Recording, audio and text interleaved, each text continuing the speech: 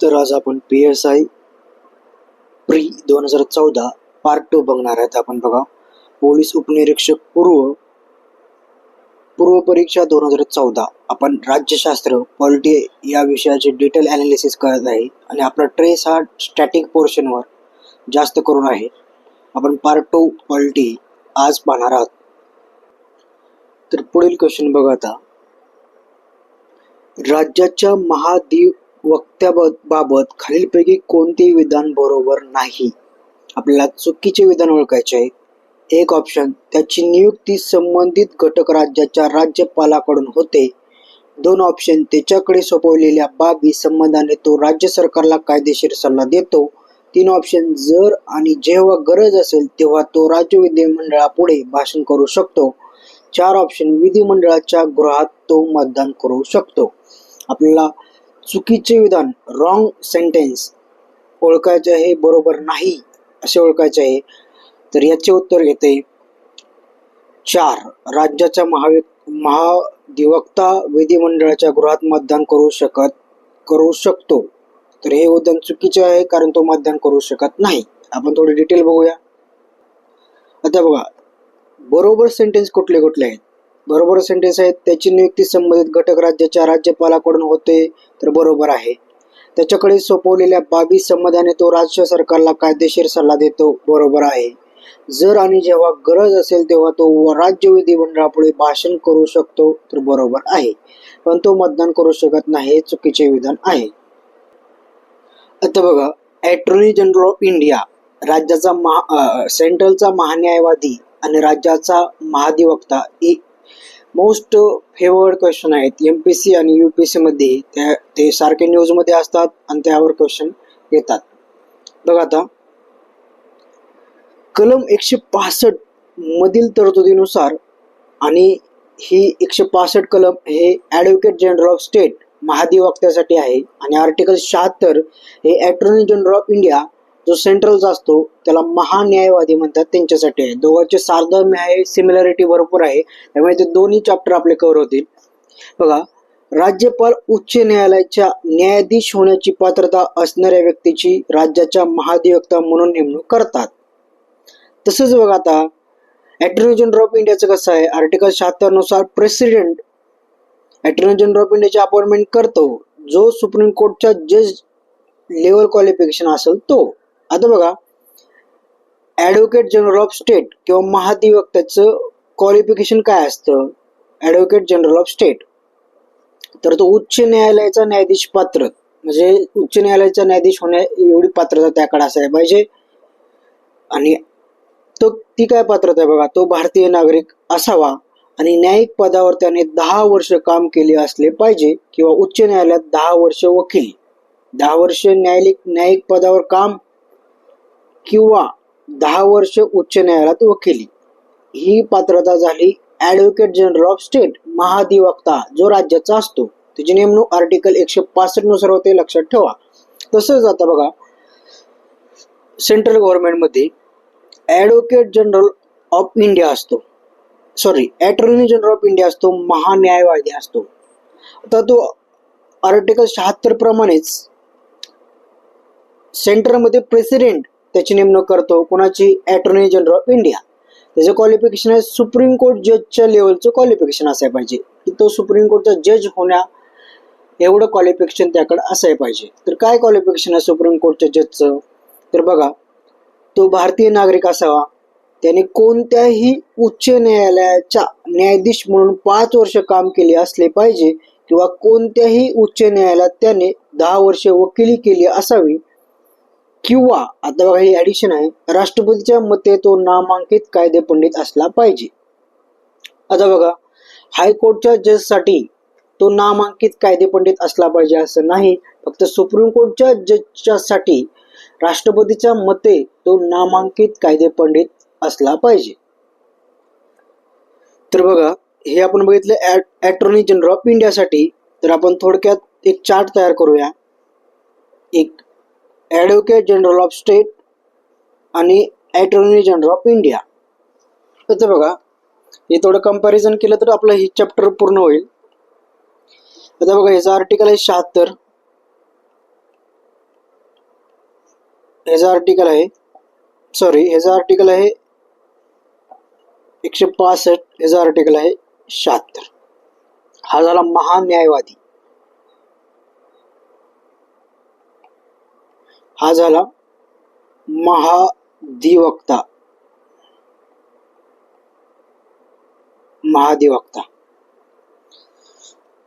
तर बघा याचं क्वालिफिकेशन कसं आहे, स्टेटचा असतो, याला गव्हर्नर अपॉइंट करतो, आणि गव्हर्नर अपॉइंट करतो स्टेटचा असल्यामुळं जे क्वालिफिकेशन आहे हायकोर्ट जज लेवल क्वालिफिकेशन आहे, हायकोर्टच्या जज लेवल क्वालिफिकेशन आहे. ते काय आहे, 10 वर्षे वकिली, हायकोर्टात वकिली किंवा 10 वर्षे न्यायिक पदावर असणे. तसंच इथे प्रेसिडेंट अपॉइंट करतो, जे सुप्रीम कोर्ट लेवलचं क्वालिफिकेशन आहे. ते काय आहे बघा, तर 10 आणि 5. काय 10 आणि 5, तर बघा, आणि एक तिसरं आहे म्हणजे निष्णात कायदे पंडित, डिस्टिंग्विश ज्युरिस्ट, निष्णात कायदे पंडित.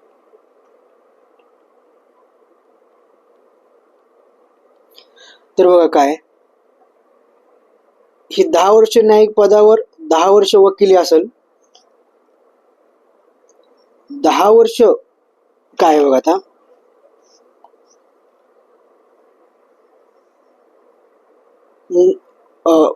सुप्रीम कोर्टच्या जजचं क्वालिफिकेशन बघत आहे बघा, त्याने कोणत्याही उच्च न्यायालयात न्यायाधीश म्हणून 5 वर्ष काम केले असले पाहिजे, किंवा कोणत्याही उच्च न्यायालयात त्याने 10 वर्ष वकिली केली असावी.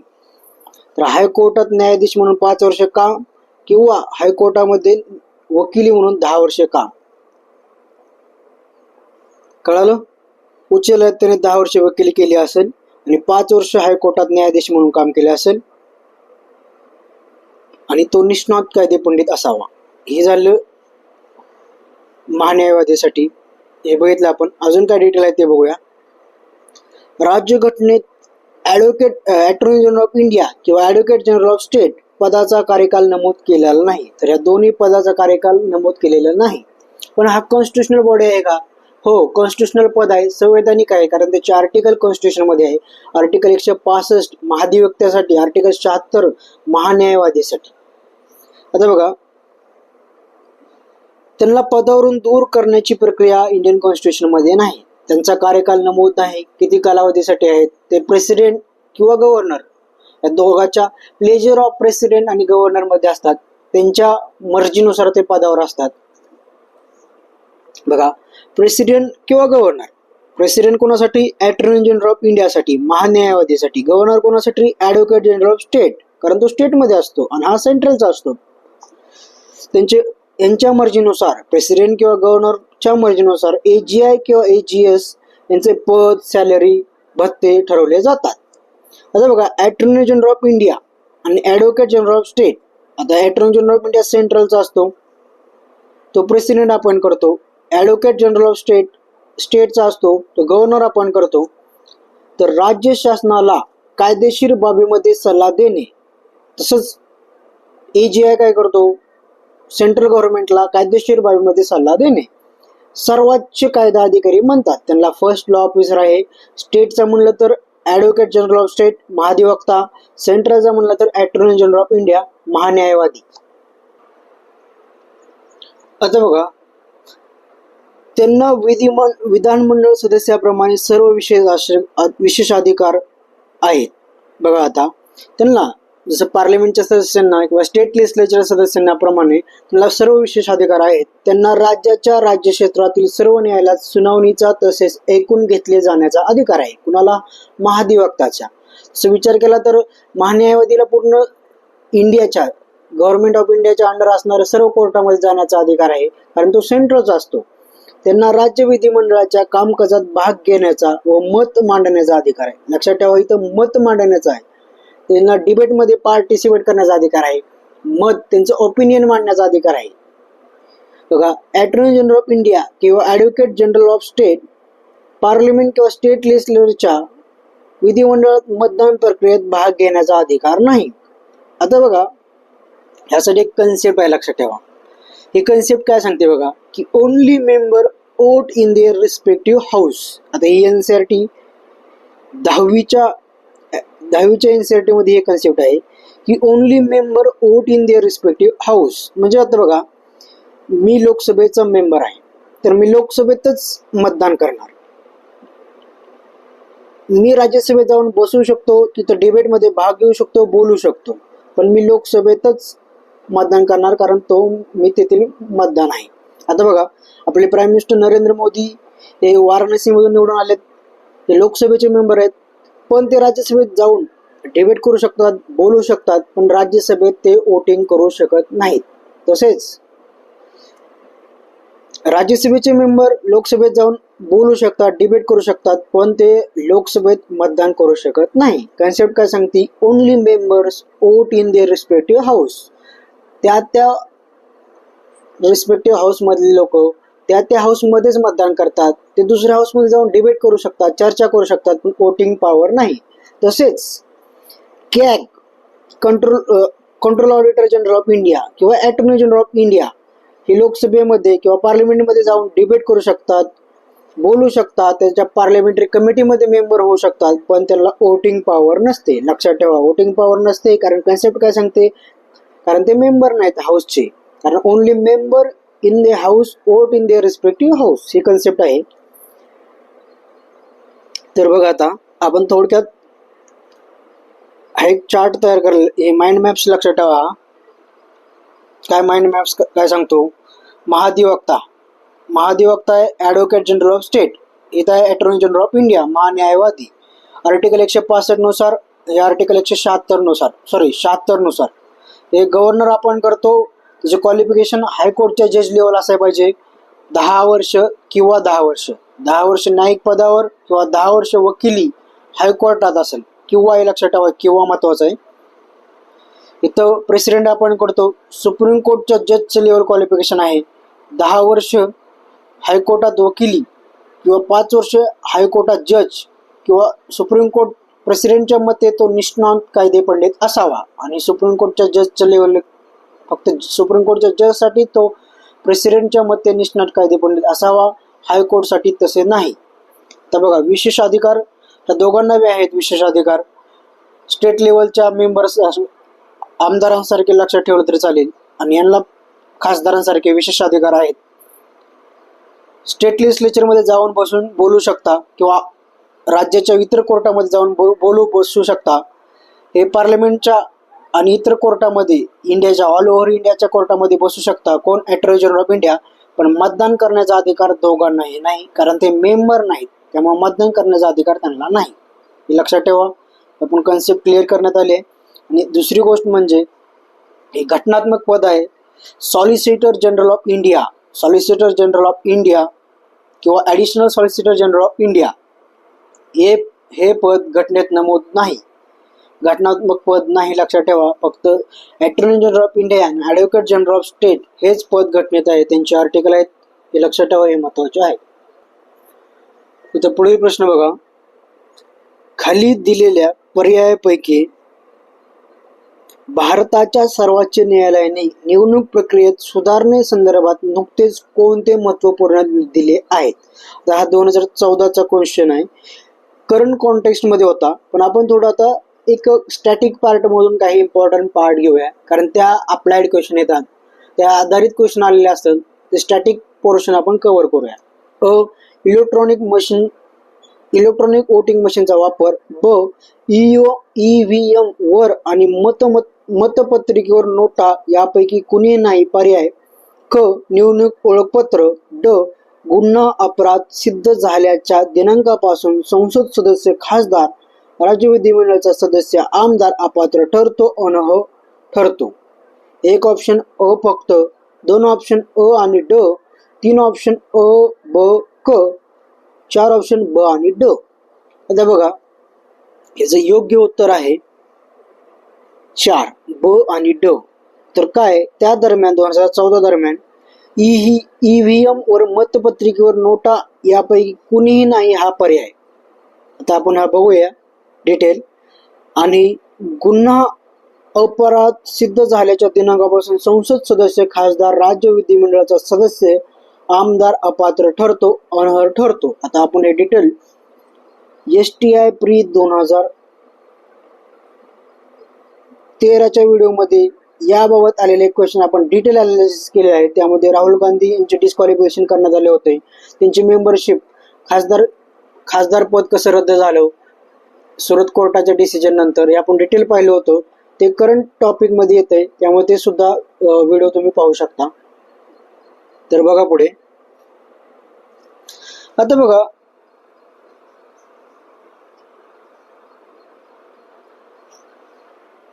आता इलेक्ट्रॉनिक वोटिंग मशीन अगोदर आलं होतं, निवडणूक ओळखपत्र अगोदर आलं होतं.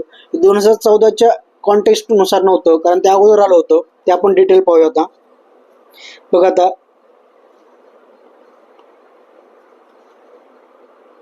इलेक्ट्रॉनिक वोटिंग मशीनचा वापर 1998च्या गोवा विधानसभा पोटनिवडणुकीपासून सुरू झाला.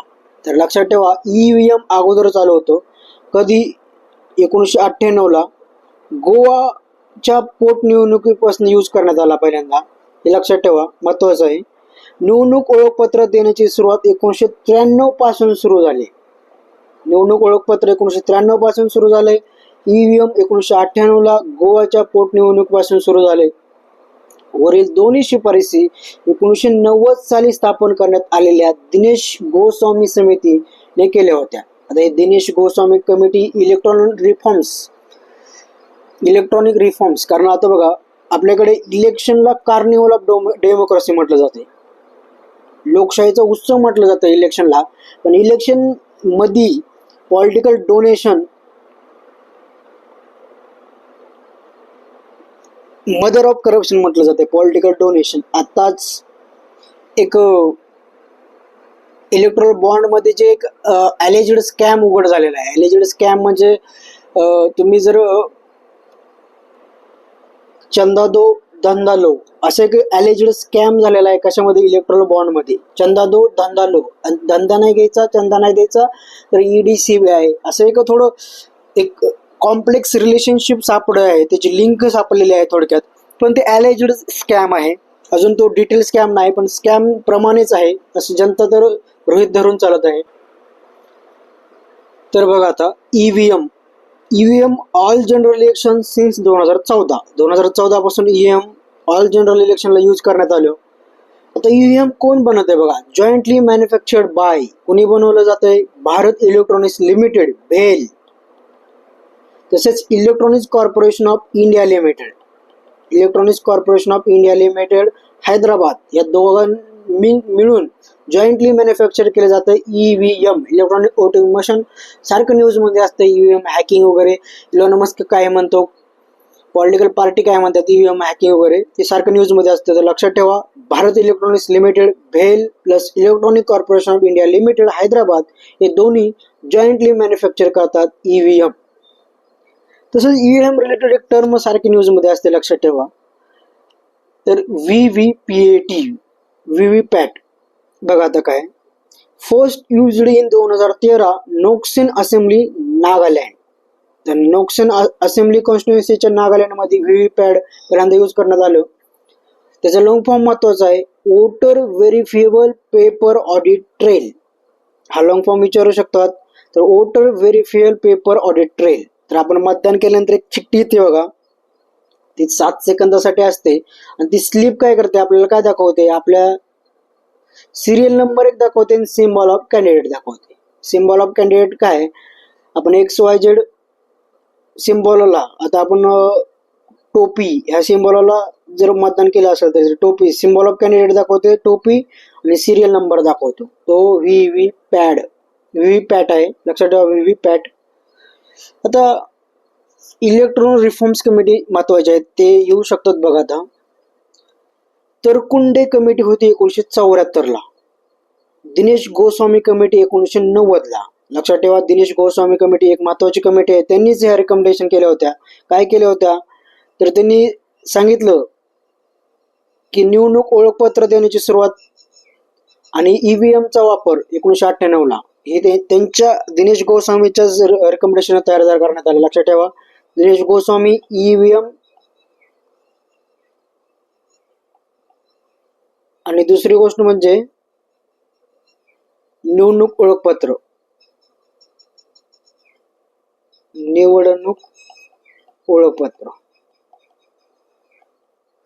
हे दिनेश गोस्वामी यांनी 1990च्या कमेंटने सांगितलं ईव्हीएम, मग नंतर आलं आणि निवडणूक ओळखपत्र आलं. निवडणूक ओळखपत्र 1993 ला आलं, ईव्हीएम 1998 ला आलं, हे लक्षात ठेवा. बघा आता त्यानंतरची कमिटी आहे इंद्रजित गुप्ता कमिटी, 1998 ची कमिटी आहे on state funding of election. Indrajit Gupta committee on state funding of election, लक्षात ठेवा. Dinesh Goswami committee 1990, Tarkunde committee 1974. हा क्रम सुद्धा विचारू शकतो. तरकुंडे कमिटी होती 1974 ला, दिनेश गोस्वामी कमिटी होती 1990 ला, Indrajit Gupta committee on state funding of election 1998 ला होती. आता बघा आपण हा डिटेलमध्ये हे बघितलेला आहे की गुन्हा अपराध सिद्ध झाल्याच्या दिनांकापासून संसद सदस्य, खासदार, राज्य विधिमंडळाचा सदस्य, आमदार अपात्र ठरतो. तर ते डिटेल आपण पाहिलेले आहे या व्हिडिओमध्ये STI प्री 2013 मध्ये. ते तुम्ही डिटेल पाहू शकता. ते फार महत्वाचे आहे कारण आता राहुल गांधीची खासदारकी गेल्या 6 महिन्यात रद्द करण्यात आली होती. तो त्याच ऍक्टनुसार आहे. ती केस होती, लक्षात ठेवा, Lily Thomas versus union of India case 2013. त्यामध्ये MP MLA,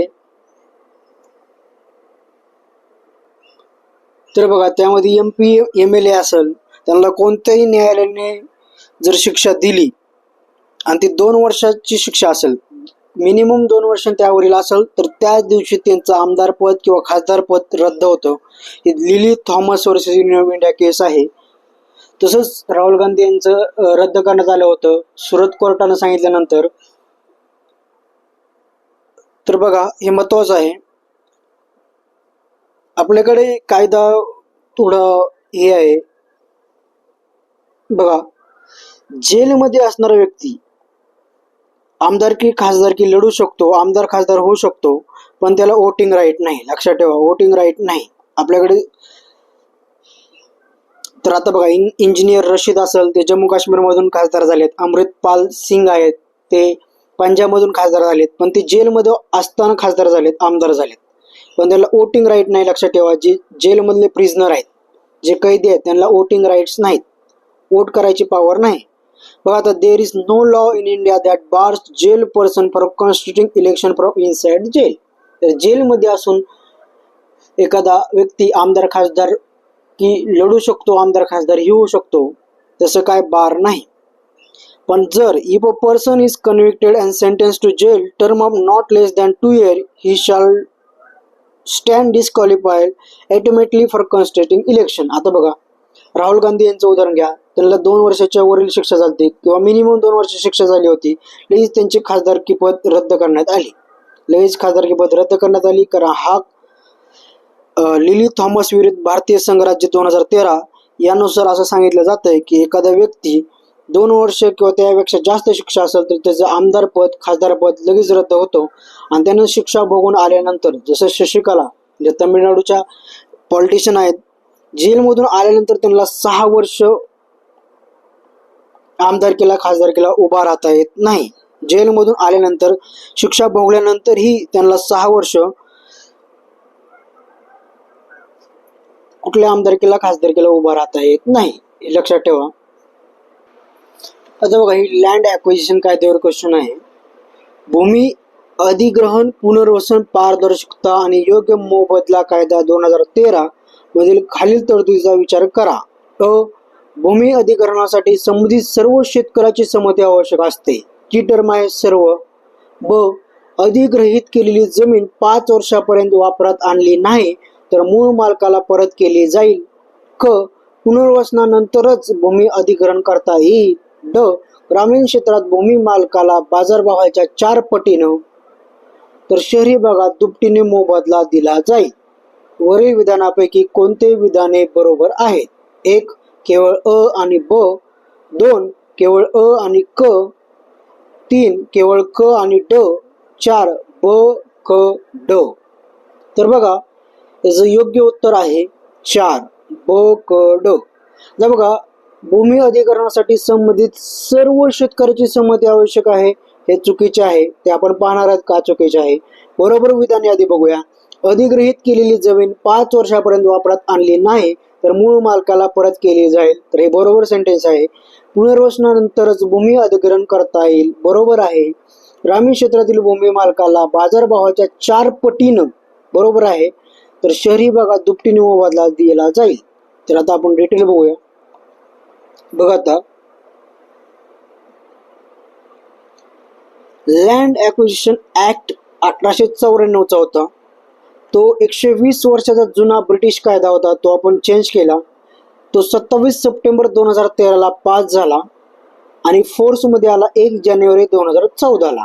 27 सप्टेंबर 2013 पास झाला, फोर्समध्ये आला 1 जानेवारी 2014. आता मॅन्डेटरी कन्सेंट कुणाला आहे लँड ॲक्विजिशन करताना?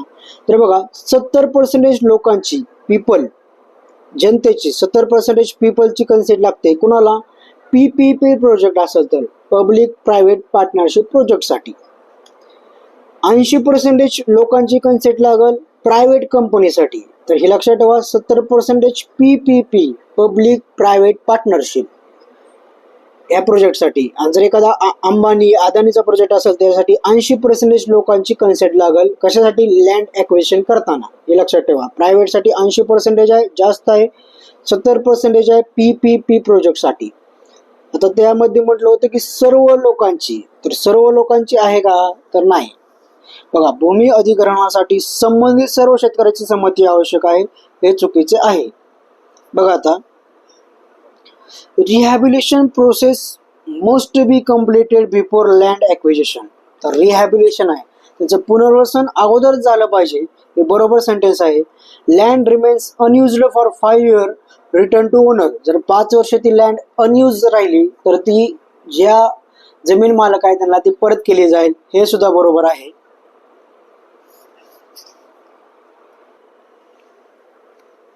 आता लँड ॲक्विजिशन मधील कॉम्पेन्सेशन बघा. कॉम्पेन्सेशन काय आहे? 4 times of market value for rural area. ग्रामीण भागासाठी मार्केट व्हॅल्यूच्या 4 पट आणि 2 पट कुठं? तर अर्बन एरिया, शहरी भागासाठी 2 पट आहे. तर पुढील क्वेश्चन बघा आता, खालील विधानाचा विचार करा. अ.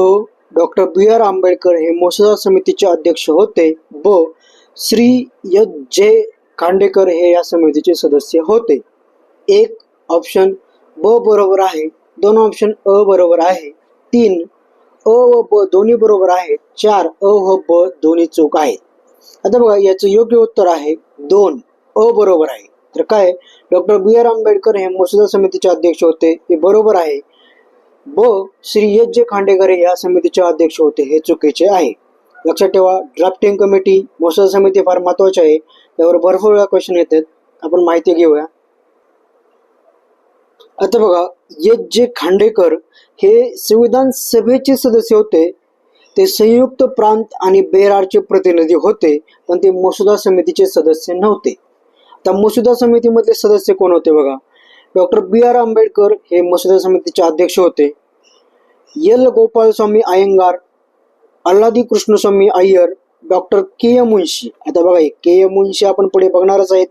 जसं त्यांनी प्रियांबलला हॉरोस्कोप म्हटले आहे, जन्मकुंडली म्हटले आहे. हे K.M. मुन्शी सदस्य होते. मोहम्मद सादुल्ला, N. माधवराव. आता बघा, N. माधवराव यांनी B.L. मित्तल हे आजारी असल्यामुळे त्यांना रिप्लेसमेंट म्हणून N. माधवराव होते, लक्षात ठेवा. T.T. कृष्णमाचारी हे D.P. खैतान यांची डेथ झाल्यामुळं ते रिप्लेसमेंट म्हणून आले होते, T.T. कृष्णमाचारी. आता बघा, 7 सदस्य फार महत्वाचे आहे.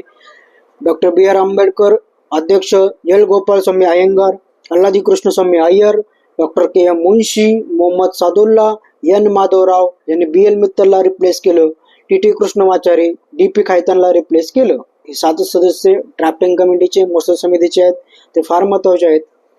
आता बघा, B.R. आंबेडकर एक कुठल्या कुठल्या कमिटीमध्ये सदस्य म्हणून होते, हे बी महत्वाचं आहे बघा.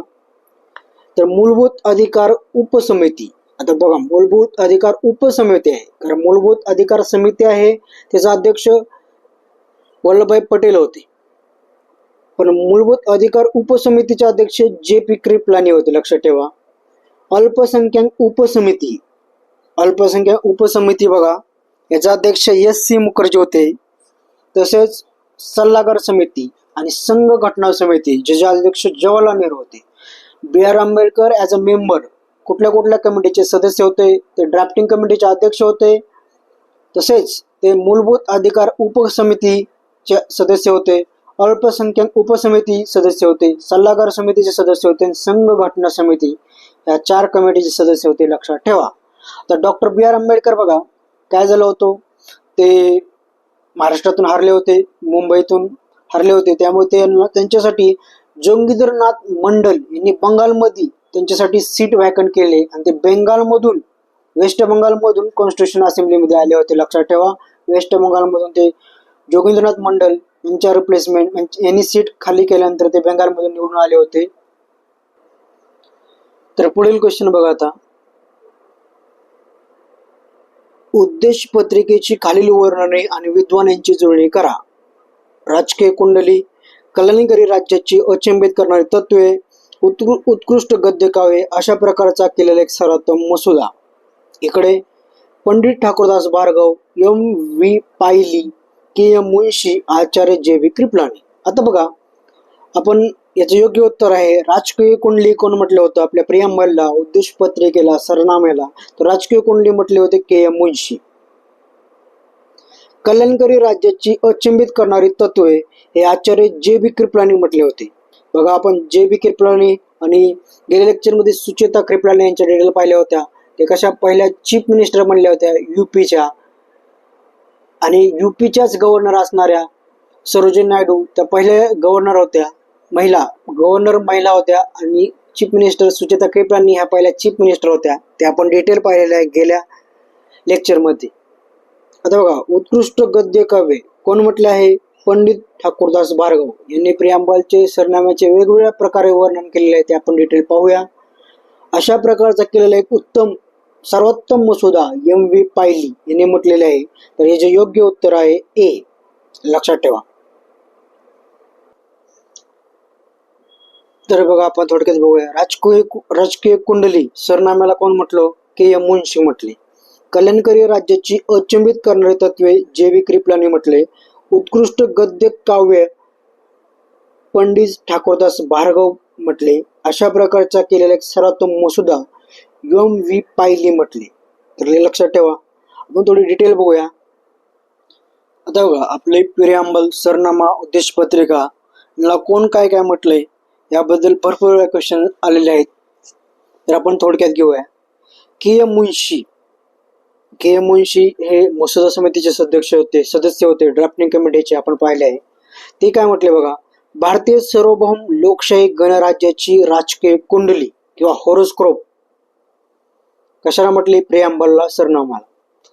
पंडित ठाकूरदास भार्गव, सरनामा राजघटनेचा आत्मा, सोल, राजघटनेची किल्ली, की, संविधानाचा मौल्यवान भाग, प्रिसियस पार्ट असून संविधानाचे मूल्यमापन करणारी मोजपट्टी, यार्डस्टिक आहे. तर बघा पंडित ठाकूरदास भार्गव काय काय म्हटले बघा, सोल, की, प्रिसियस पार्ट आणि यार्डस्टिक. सोल म्हटले आत्मा, की किल्ली, प्रिसियस पार्ट मौल्यवान भाग आणि यार्डस्टिक किंवा मोजपट्टी असे पंडित ठाकूरदास भार्गव म्हटले. लक्षात ठेवा, हे महत्वाचे आहे. आता बघा जस्टिस एम हिदायतुल्ला काय म्हटले बघा, भारतीय राजघटनेचा सरनामा हा अमेरिकन स्वातंत्र्य युद्धाच्या जाहीरनाम्याशी साधर्म्य साधतो, मात्र तो त्याहूनही अधिक विस्तृत असून तो भारतीय राजघटनेचा आत्मा आहे. लक्षात ठेवा. जस्टिस एम हिदायतुल्ला काय म्हटले की American US declaration of independence त्यांच्या स्वातंत्र्याच्या जाहीरनाम्याचे साधर्म्य आहे, पण आपला हा जाहीरनामा नसून त्यापेक्षाही विस्तृत आहे आणि तो राजघटनेचा आत्मा आहे असे जस्टिस एम हिदायतुल्ला म्हटले. लक्षात ठेवा. तर जस्टिस एम हिदायतुल्ला बद्दल लक्षात ठेवा, ते मध्य प्रदेशचे पहिले चीफ जस्टिस ऑफ हायकोर्ट होते मध्य प्रदेशचे. तसेच जस्टिस एम हिदायतुल्ला भारताचे चीफ जस्टिस ऑफ इंडिया राहिलेले आहेत, 11वे चीफ जस्टिस ऑफ इंडिया राहिलेले आहेत. ते असे एक दुर्मिळ व्यक्ती आहे, रेअरेस्ट ऑफ रेअर व्यक्ती आहे, कारण ते भारताचे 11वे चीफ जस्टिस ऑफ इंडिया राहिलेले आहेत, मध्य प्रदेशचे पहिले चीफ जस्टिस ऑफ हायकोर्ट राहिलेले आहेत, तसेच व्हाईस प्रेसिडेंट देशाचे उपराष्ट्रपती 6वे उपराष्ट्रपती राहिलेले आहेत आणि ऍक्टिंग प्रेसिडेंट राहिलेले आहेत, लक्षात ठेवा. Justice M Hidayatullah chief justice of high court, first chief justice of high court. तसेच ते देशाचे सरन्यायाधीश राहिले, देशाचे उपराष्ट्रपती राहिले, देशाचे राष्ट्रपती सुद्धा राहिले. ऍक्टिंग प्रेसिडेंट ते एकमेव ऍक्टिंग प्रेसिडेंट राहिलेले आहेत, जस्टिस एम हिदायतुल्ला. आता बघा, नानी पालकीवाला एक महत्वाचे वकील आहेत, एक निष्णांत वकील आहेत नानी पालकीवाला. त्यांनी प्रियांबलला आयडेंटिटी कार्ड ऑफ कॉन्स्टिट्यूशन म्हटलेले आहे, ओळखपत्र आहे, घटनेचे ओळखपत्र आहे असे नानी पालकीवाला यांनी म्हटले आहे. तर नानी पालकीवाला एक फार निष्णांत असे कायदे पंडित होते, वकील होते. सगळ्यात महत्वाचे म्हणजे ते केशवानंद भारती केस 1973ची केसचे वकील होते, लिगल काउन्सिल होते ते, लिगल काउन्सिल किंवा आपल्या भाषेत वकील होते. ज्या केशवानंद भारती केसमध्ये बेसिक स्ट्रक्चर डॉक्ट्रिन चे इनोव्हेशन झालं, ज्युडिशियल इनोव्हेशन झालं, त्या केसमध्ये केशवानंद भारती केसमध्ये नानी पालकीवाला वकील होते. त्यांनी प्रियांबलला आयडेंटिटी कार्ड ऑफ कॉन्स्टिट्यूशन म्हटले आहे. तसेच ते केशवानंद भारती केस, तसेच गोलकनाथ केसमध्ये सुद्धा नानी पालकीवालाच वकील होते. हे एक्स्ट्रा इन्फॉर्मेशन लक्षात ठेवा.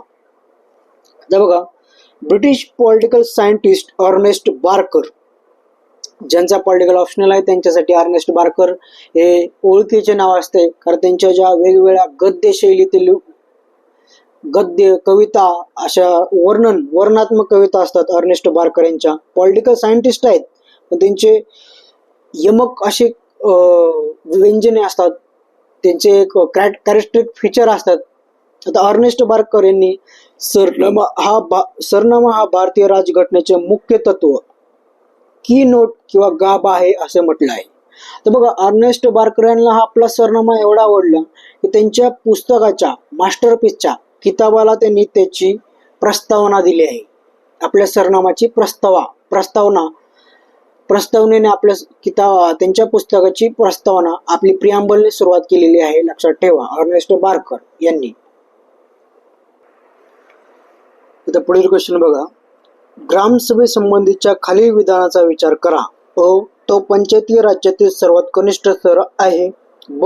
73व्या राजघटना दुरुस्तीने तिला घटनात्मक दर्जा प्राप्त झाला आहे. ग्रामसभेत ग्रामपंचायतीच्या क्षेत्रात वास्तव करणाऱ्या सर्व पात्र मतदाराचा समावेश होतो. वित्तीय वर्षामध्ये ग्रामसभेच्या 4 बैठका घ्याव्या लागतात. वरीलपैकी कोणते विधाने बरोबर आहेत? 1 केवळ अ, 2 केवळ ब आणि क, 3 केवळ अ, ब आणि क, 4 वरील सर्व. तर या प्रश्नाचे योग्य उत्तर आहे बघा, वरील सर्व. तर 4ही विधान बरोबर आहेत. ग्रामसभा तो पंचायती राज्यातील सर्वात कनिष्ठ स्तर आहे, तर बरोबर आहे. आपण गेल्या लेक्चर मध्ये पाहिलं होतं की 73वी घटना दुरुस्ती 74वी घटना दुरुस्ती अशोक मेहता यांनी 3 स्तरीय आणि बलवंतराय मेहता, बघा बलवंतराय मेहता यांनी सांगितलं 3 स्तरीय असायला पाहिजे, ग्रामसभा, पंचायत समिती, जिल्हा परिषद. तर अशोक मेहतांनी 2 स्तरीय सांगितलं होतं. अशोक मेहता, बलवंतराय मेहता, हनुमंतराव, VK राव, तसेच आपण वसंतराव नाईक यांनी महाराष्ट्रात केलेले प्रयत्न हे आपण डिटेल पाहिलेले आहेत. ते व्हिडिओ तुम्ही पाहू शकता. गेल्या STI 2013 प्रीच्या वेळेस आपण ते डिटेल अनालिसिस केलेलं आहे पंचायती राजच्या रिलेटेड क्वेश्चन मध्ये. तर आता आपण बघा, 73व्या राजघटना दुरुस्तीने तिला घटनात्मक दर्जा प्राप्त करण्यात आला, तर बरोबर आहे. आता बघा, 73वी घटना दुरुस्ती आपण पाहिली होती. काय करण्यात आली? 73वी आणि 74वी घटना दुरुस्ती झाली होती 1992 ला. त्यांनी काय करण्यात आलं बघा, शेड्यूल पंचायती राज म्युन्सिपालिटी कुठले शेड्यूल करण्यात आले ऍड? 11वं शेड्यूल आणि 12वं शेड्यूल. आता 11व्या शेड्यूल मध्ये 29 सब्जेक्ट आहेत आणि 12व्या शेड्यूल मध्ये 18 सब्जेक्ट आहेत. पार्ट कुठले ऍड करण्यात आले लक्षात ठेवा, पार्ट 9 आणि 9A. हे सर्व 73वी घटना दुरुस्ती आणि 74वी घटना दुरुस्ती जी पंचायती राज म्युन्सिपालिटीच्या रिलेटेड आहे हे चेंज करण्यात आले, लक्षात ठेवा. पार्ट 9 पंचायती राजच्या रेटेड आहे, पार्ट 9A म्युनिसिपालिटीचा रेटेड आहे. हे महत्वाचं आहे. 73वी 74वी घटना दुरुस्ती.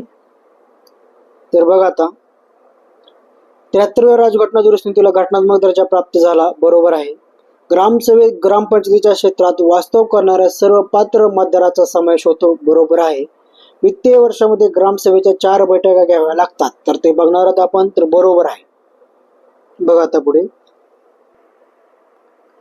बघा, ग्रामसभा म्हणजे ग्रामपंचायतीच्या क्षेत्रात असलेल्या सर्व संबंधित मतदार यादीतील नोंदणीकृत व्यक्तीचा समावेश असलेली संख्या होय. मुंबई ग्रामपंचायत अधिनियम 1958 मधील कलम 6 व कलम 7 मध्ये ग्रामसभेची तरतूद आहे. आता बघा, ग्रामसभेची गणपूर्तीसाठी 15% लोक असायला पाहिजे. ग्रामसभेच्या बैठकीच्या एक दिवस महिलांची ग्रामसभा आयोजित केली जाते. ग्रामसभेचे कार्य ग्रामपंचायत कार्यालयावर शिस्तविषयक नियंत्रण करणे, योजना लाभार्थी निवडणे, जसे घरकुल योजना असेल, अंदाजपत्रक, हिशेब यांना मंजुरी देणे, योजना कार्यक्रम मान्यता देणे. आता जनरली 4 ग्रामसभा होतात. तर पहिली ग्रामसभा 26 जानेवारी प्रजासत्ताक दिनी, दुसरी ग्रामसभा 1 मे महाराष्ट्र दिन किंवा कामगार दिनी, तिसरी 15 ऑगस्ट स्वातंत्र्य दिनी, चौथी ग्रामसभा 2 ऑक्टोबर गांधी जयंती दिनी. या 4 ग्रामसभा आहेत, लक्षात ठेवा. हे महत्वाचे वार आहेत, त्या दिवशी आहेत या ग्रामसभा. तरी लक्षात ठेवू शकता. 26 जानेवारी प्रजासत्ताक दिन, 1 मे महाराष्ट्र दिन किंवा कामगार दिन, 15 ऑगस्ट स्वातंत्र्य दिन, 2 ऑक्टोबर गांधी जयंती. अशा 4 ग्रामसभा असतात, लक्षात ठेवा, हे महत्वाचे आहे. आता पुढील क्वेश्चन बघा, राज्यपालाचे अधिकार व अधिकार प्रदान करणारी कलमे यांची जोडणी करा. बघा, आता राज्यपाल हा कॉम्प्लेक्स सब्जेक्ट आहे. राज्यपाल हे पदच नको असं वाटायला लागले, कारण ते एवढं कॉन्ट्रोवर्शियल आणि पॉलिटिकल मायलेजवालं पद बनलेलं आहे. त्यावर सुप्रीम कोर्ट सुद्धा आता त्रासलेला आहे. तर आपण बघूया राज्यपालाची घटनात्मक काही कलम, त्यांची तरतुदी. विधानसभेत अँग्लो इंडियन जमातीच्या एका प्रतिनिधीची नियुक्ती करू शकतात. ब. राज्य सरकारचे वार्षिक अंदाजपत्रक विधानसभेपुढे सादर करण्यास सांगणे, विधानसभेत अर्थविधेयक मांडण्याची शिफारस करणे, त्याला दया दाखवण्याचा विशेष अधिकार आहे. आता बघा, विधानसभेत अँग्लो इंडियन जमातीच्या एका प्रतिनिधीची नियुक्ती करू शकतात. याचं उत्तर आहे 1, लक्षात ठेवा. तर बघा, विधानसभेत अँग्लो इंडियन जमातीच्या एका प्रतिनिधीची नियुक्ती करू शकतात कोण? राज्यपाल. कुठले आर्टिकल आहे? 333, लक्षात ठेवा. हे गव्हर्नर करू शकतात. तसेच प्रेसिडेंट करू शकत होते आणि गव्हर्नर ही करू शकत होते, त्याचा आर्टिकल 331 होते. पण काय करण्यात आलं बघा, आता ही प्रोव्हिजन 104वी घटना दुरुस्ती झाली होती. 104वी घटना दुरुस्ती झाली 2020 ला. आणि आता अँग्लो इंडियन यांची प्रोव्हिजन म्हणजे दोन्ही आर्टिकल स्क्रॅप करून टाकण्यात आले. लक्षात ठेवा, जो गव्हर्नर एका व्यक्तीसाठी अँग्लो इंडियनसाठी अपॉइंट करू शकत होता, प्रेसिडेंट 2 जणांना नॉमिनेट करू शकत होता, ते आता रद्द करण्यात आलेले आहे. लक्षात ठेवा, ही प्रोव्हिजन 104वी घटना दुरुस्ती 2020 ला ॲबॉलिश करण्यात आलेली आहे. लक्षात ठेवा. 331 आर्टिकल, जो प्रेसिडेंट 2 अँग्लो इंडियन लोकांना नॉमिनेट करत होता, गव्हर्नर एका अँग्लो इंडियनसाठी नॉमिनेट करत होता, ते रद्द करण्यात आलेले आहे. अँग्लो इंडियनची डेफिनेशन काय आहे? अँग्लो म्हणजे जो फादर मेल लाईन आहे ना, तो फादर लाईन युरोपियन लाईन, म्हणजे फादर किंवा मेल लाईन युरोपियन असायला पाहिजे. अँग्लो आणि इंडियन असं अँग्लो इंडियन ची डेफिनेशन आहे. मेल लाईन फादर आहे ना, तो युरोपियन असायला पाहिजे होता. आणि जो डोमिसाईल झाला आहे म्हणजे भारतामध्ये विशिष्ट वर्ष तो राहिलेला आहे, असा अँग्लो इंडियन समजला जाईल. आता हे आर्टिकल रद्द करण्यात आले. लक्षात ठेवा. राज्य सरकारचे वार्षिक अंदाजपत्र विधानसभेपुढे सादर करण्यास सांगणे. आता हे गव्हर्नरचा आर्टिकल आहे 202, प्रेसिडेंटचा आर्टिकल आहे 112. लक्षात ठेवा. विधानसभेत अर्थविधेयक मांडण्याची शिफारस करणे. आता बघा, विधानसभेत अर्थविधेयक मांडण्याची शिफारस करणे, याचा आर्टिकल आहे 207 आणि त्याला दया दाखवण्याचा विशेष अधिकार आहे. कोणाला? गव्हर्नरला. त्याचा आर्टिकल आहे 161 आणि प्रेसिडेंटला दया दाखवण्याचा विशेष अधिकार आहे 72 नुसार, आर्टिकल 72 नुसार. यामध्ये काही बघायचं झालं, तर जी दया मागण्याचा अधिकार आहे प्रेसिडेंट आणि गव्हर्नरला, पार्डनिंग पॉवर आहे ते आर्टिकल 72 नुसार आणि 161 नुसार आहे. पण लक्षात ठेवा, गव्हर्नर हा डेथ सेंटेन्स पार्डन करू शकत नाही, डेथ सेंटेन्स पूर्ण माफ करू शकत नाही, तो प्रेसिडेंट करतो. मार्शल ऍक्ट आहे किंवा मार्शलच्या रिलेटेड आहे किंवा मिलिटरी कोर्टा संबंधित असेल तर त्यावर रिलेटेड सुद्धा गव्हर्नर काही डिसिजन घेत नाही, तो प्रेसिडेंटच डिसिजन घेतो. पूर्ण माफी द्यायचा अधिकार प्रेसिडेंटला आहे, लक्षात ठेवा. परत ते पार्डनिंग पॉवर एक महत्वाचा चॅप्टर आहे, ते परत बघूया, पण हे आलं होतं म्हणून येत आहे. Thanks for cooperation. हा पार्ट 2 होता PSI. डिटेल अनालिसिस आपण राज्यशास्त्राचे करत आहेत. स्टॅटिक पार्टवर आपला फुल फोकस आहे. Thanks for cooperation.